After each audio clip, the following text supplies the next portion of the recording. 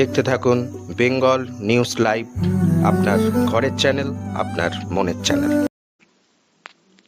24শে November অর্থাৎ মঙ্গলবার পূর্ব মেদিনীপুর জেলার খেজুরি হারমাদ মুক্ত দিবস বর্ষপূর্তিতে বাঁশগোড়া হইতে কামারদা বাজার পর্যন্ত বিশাল পদযাত্রা।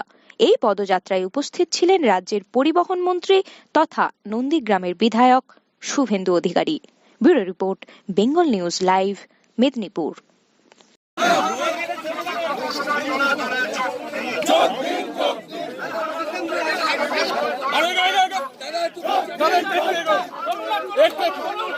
চলুন ওগুলো হবে না।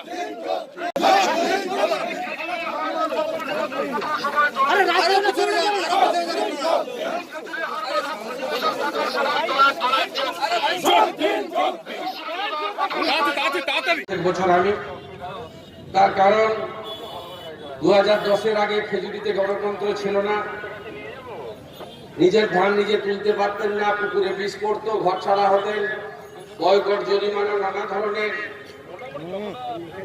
মধ্যযুগীয় বর্বরতার সামনে আপনারা সম্মুখীন হয়েছেন। সুজাতা সহ প্রচুর মানুষ শহীদ হয়েছে খেজুরিতে।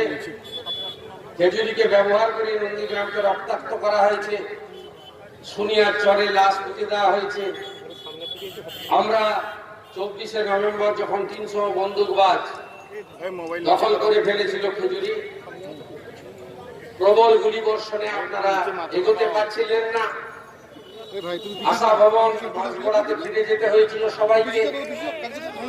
সেদিন 3:20 থেকে খেজুরি দখল হয়।